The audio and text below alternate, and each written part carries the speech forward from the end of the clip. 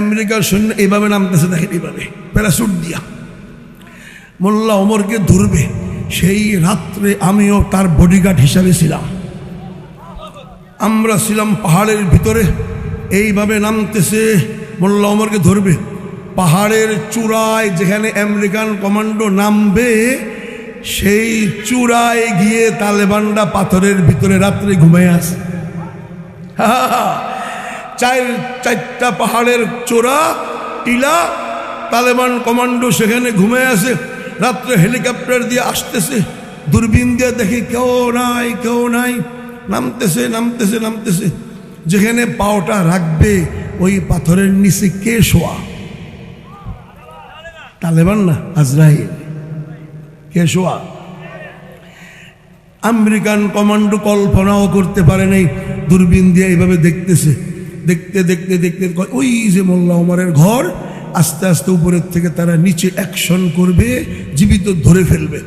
যখন পাওটা রাখছে পাথরের উপরে, উল্লাহ দাদুল্লাহ তালেবান কমান্ডো ঠপ করে পাও ধরে ফেলছে।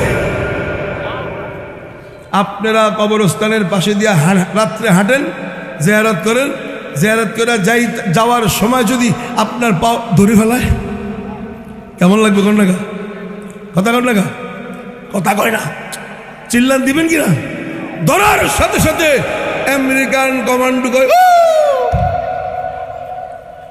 আল্লাহর ফেরেশতা সাক্ষী, সকালে আমরা যাইয়া দেখি কলিজা ফাইটা মইরা রয়েছে।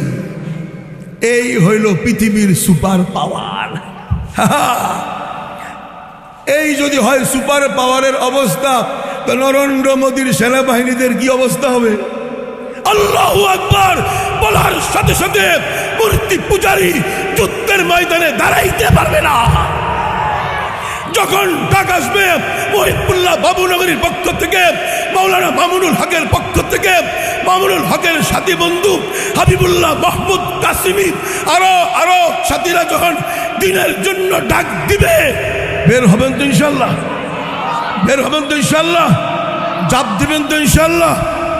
যদি ঝাঁপ না দেই, এই জমিনে দিন কায়েম হবে না ইনশাল্লাহ। প্রস্তুত থাকুন, গজওয়াতুল হিন্দের আওয়াজ আসতেছে, বাংলাদেশেও বিপ্লবের আওয়াজ শোনা যাইতেছে।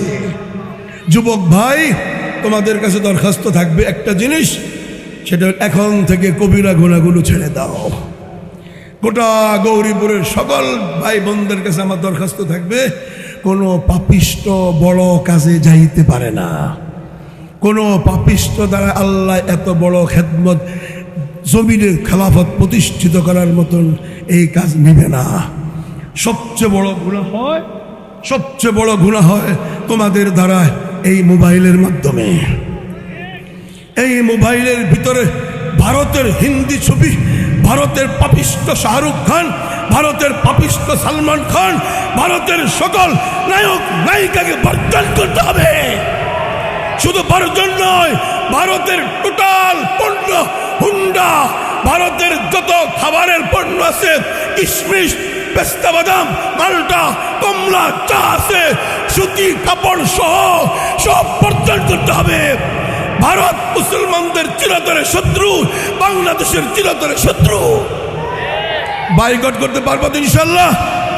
আল্লাহ পাক আমাকে আপনাদের সকলকে আমল করার তৌফিক দান করুক।